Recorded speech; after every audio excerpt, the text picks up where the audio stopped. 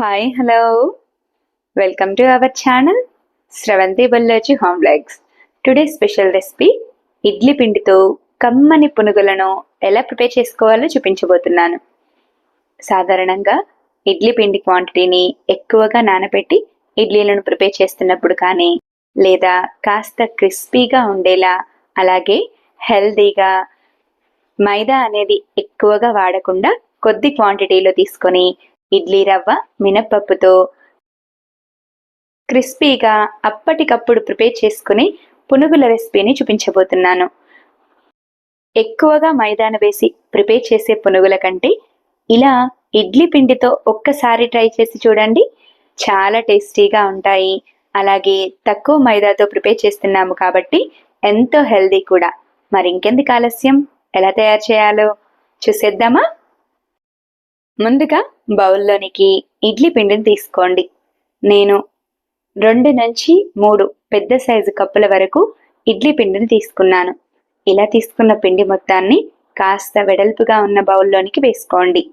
తర్వాత అరకప్పు లేదా 1 కప్పు వరకు మైదా పిండిని ఇలా తీసుకున్న ఇడ్లీ పిండిలోకి వేసేయండి.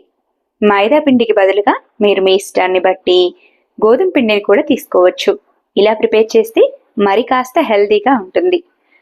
ఇలా పిండిలోనికి మైదా పిండిని వేసుకున్న తర్వాత సన్నగా చాప్ చేసిన కరివేపాకు తరుగు, సన్నగా చాప్ చేసిన కొత్తిమీర తరుగు, సన్నగా చాప్ చేసిన మీడియం సైజ్ ఆనియన్ తరుగు, సన్నగా చాప్ చేసిన 4 నుంచి 5 పచ్చిమిర్చి తరుగును తీసుకొని ఇలా రెడీ అయిన పిండిలోనికి వేసేయండి.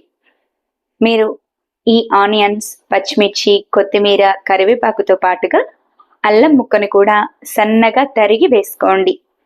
అల్లం ముక్క మీ దగ్గర అందుబాటులో లేనట్టయితే స్కిప్ చేసేయండి. తర్వాత పునుగులు చక్కగా డైజెస్ట్ అవ్వడానికి 1 స్పూన్ వరకు జీలకర్రను వేసి, అలాగే పునుగులు మంచి గోల్డెన్ కలర్ రావడం కోసం 2 నుంచి 3 టేబుల్ స్పూన్ల వరకు పెరుగు, లేదా అరకప్పు వరకు పెరుగును కూడా వేసుకోవచ్చు. పిండి లూజ్ను బట్టి పెరుగు క్వాంటిటీని తీసుకోండి.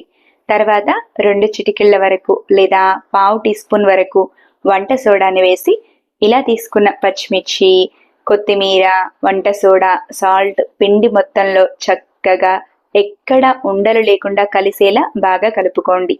పిండి మొత్తం చక్కగా కలిపిన తర్వాత మాత్రమే అవసరమైనంత మేరకు కొద్దిగా వాటర్ని వేసుకుంటూ పిండి మొత్తాన్ని ఎక్కడ ఉండలు లేకుండా కలుపుకోండి.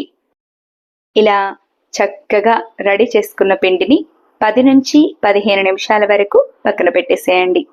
తర్వాత స్టవ్ వెలిగించి డీప్ ఫ్రైకి సరిపడా ఆయిల్ని వేసుకొని, ఆయిల్ చక్కగా హీట్ అయిన తర్వాత స్టవ్ని మీడియం ఫ్లేమ్లోకి టర్న్ చేసుకొని, ముందుగా ప్రిపేర్ చేసి తీసి పెట్టుకున్న పిండి మిశ్రమాన్ని కొద్దిగా చేతిలోకి తీసుకొని చిన్న ముద్దల్లా ఆయిల్లోకి వేసేయండి.